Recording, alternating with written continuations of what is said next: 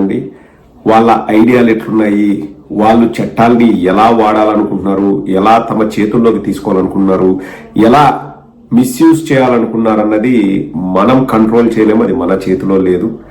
But YSR Congress party తరఫున ఒక విషయం మాత్రం వెరీ క్లియర్గా చెప్పదలుచుకున్నాను.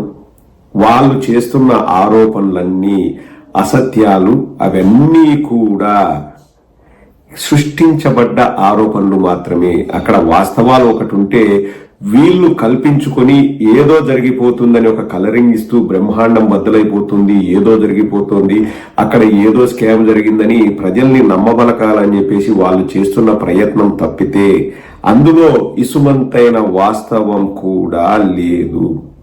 వాళ్లకు తెలుసు ఓఎస్డి కృష్ణమోహన్ రెడ్డి గారికి కానీ లేకపోతే అప్పటి secretary to the CM Dhanunjaya Reddy గారు కానీ ఇందులో ఎటువంటి సంబంధం లేదు అని వాళ్లకు కూడా అరటిపండు తొక్కవలసినట్టు వాళ్లకు క్లియర్గా క్లారిటీ ఉంది.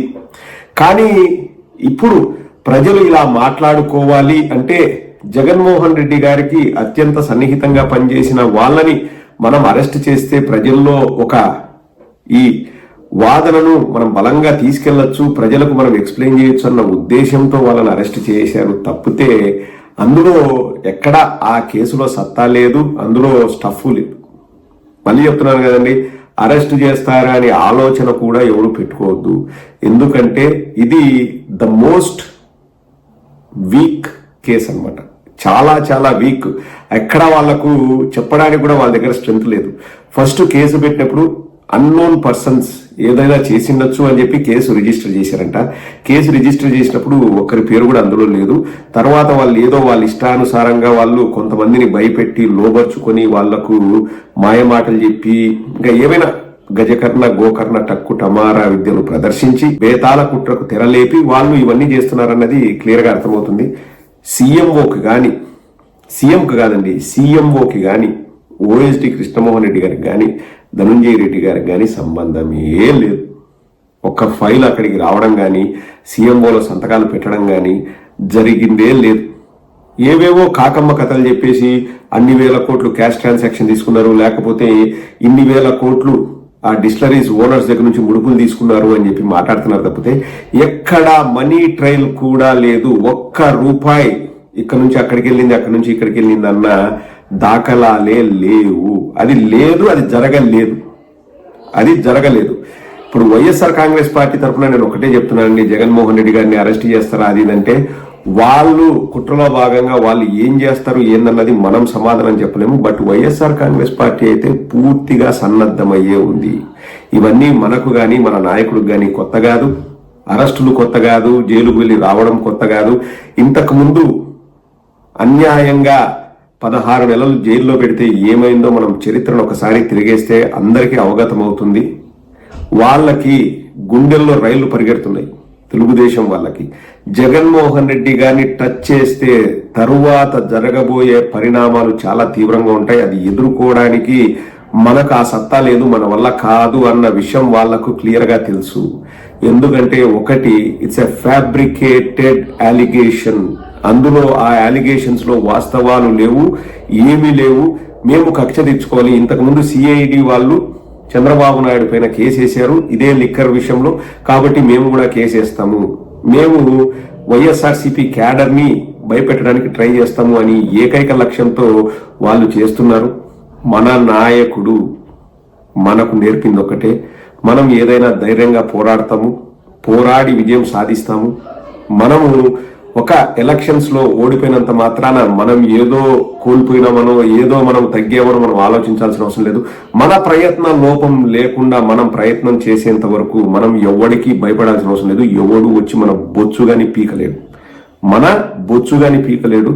మన నాయకుడిని మనం ఫాలో అవుతూ మనం ముందుకెళ్తాము. రేపు పొద్దున వాళ్ళు వచ్చేసి ఇంకొక మాట అంటారు, అదిగో అరెస్ట్, ఇదిగో అరెస్ట్ అని. ఇంతకు ముందు అవినాష్ రెడ్డి గారి కేసులో కూడా మనం చూసాం. సో వాళ్ళు ఏదైనా మాట్లాడితే మనం పట్టించుకోవాల్సిన అవసరం లేదు. మనకు ఫుల్ క్లారిటీ ఉంది, మన పార్టీ తరఫున మనం ఏం చేయాలో మనకు క్లారిటీ ఉంది. మనం పోరాటం చేస్తూనే ఉంటాము, మనం పూర్తి సన్నద్ధమయ్యే ఉంటాము. ఎవరు కూడా తెలుగుదేశం వాళ్ళు చెప్పినా, లేకపోతే ఈ పచ్చ మీడియా చెప్పినా, ఇంకొక పచ్చ కుక్క వచ్చి మొరిగినా మీరు పట్టించుకోవాల్సిన అవసరం అయితే లేదు. మళ్ళీ చెప్తున్నాను కదండి, వాళ్ళు వేసేదే దొంగ ప్లాన్, అందులో వాస్తవాలు లేవు. ఇంకా దొంగ ప్లాన్లు వేసేవాడు రేపొద్దున ఏం ప్లాన్ వేస్తాడన్నది మనం చెప్పలేం. మనం వాళ్ళ తరపున వకాలత పుచ్చుకొని మనం మాట్లాడలేము. మనం ఏం చేస్తామో, మనం ఎలా ఉన్నామో, మనం ఎలా సన్నద్ధమై ఉన్నామో మాత్రమే మనం చెప్పగలము. వైఎస్ఆర్ కాంగ్రెస్ పార్టీ ఇటువంటి వాటికి ఎల్లప్పుడూ రెడీగానే ఉంటుంది. మన భరోసా మన నాయకుడు. మన నాయకుడిని టచ్ చేసి చూస్తే వాళ్ళకే తెలుస్తుంది, ఏం జరగబోతుందో వాళ్ళకే తెలుస్తుంది. అంత ధైర్యం, అంత సాహసం వాళ్ళు చేస్తారని నేను అనుకోవట్లేదు. ఎందుకంటే ఫస్ట్ ఆఫ్ ఆల్ ఆ కేసులో పసలేదు. రెండవది, అన్యాయంగా జగన్మోహన్ రెడ్డి గారిని జైల్లో పెట్టాలనో ఇంకోటి చేయాలనో చూస్తే ఏమవుతుందో వాళ్ళకి తెలుసు. ఇది పిల్లాటలు కాదు, నారా లోకేష్కి చెప్తున్నా, పిల్లాటలు కాదు. ఆ ఊహ కూడా వాళ్ళకు నిద్ర లేకుండా చేస్తుంది. సో వాళ్ళు ఏం చేయాలనుకుంటున్నారు వాళ్ళ ఇష్టము. బట్ వైఎస్ఆర్ కాంగ్రెస్ పార్టీ తరఫున మనం ఏం చేయాలో మనకు తెలుసు. మనం ఫుల్లీ ప్రిపేర్డ్, మనం సన్నద్ధమై ఉన్నాము. మనం ప్రతిరోజు ప్రజా సమస్యలపైన పోరాడము, మన నాయకుడు చెప్పినట్లు చేయడమే మన పని. అది మనం ఎప్పుడూ చేస్తూ ఉంటాము. ఎవరు కూడా ఏదో వచ్చి ఏ గొట్టంగాడు ఏదైనా మాట్లాడితే మీరు పట్టించుకోవాల్సిన అవసరం లేనే లేదు. ఒకవేళ ఏదైనా జరగరాని జరిగో ఆ సిచ్యువేషన్ వస్తే ఫేస్ చేయడానికి ప్రతి ఒక్కరు రెడీ ఉన్నారు. ఎవరు కూడా అధైర్యపడాల్సిన అవసరమే లేదు. ఎవరు కూడా అన్నా ఇప్పుడు ఎలా అని ఆలోచించాల్సిన అవసరం లేదు. మనకు క్యాడర్ మన బలము, మన నాయకులు మన బలము, అన్నిటికంటే ముఖ్యంగా మన అధినాయకుడు మనకు కొండంత ధైర్యం. So we're fully prepared for it. Let them bring it on. వాళ్ళు ఏదైతే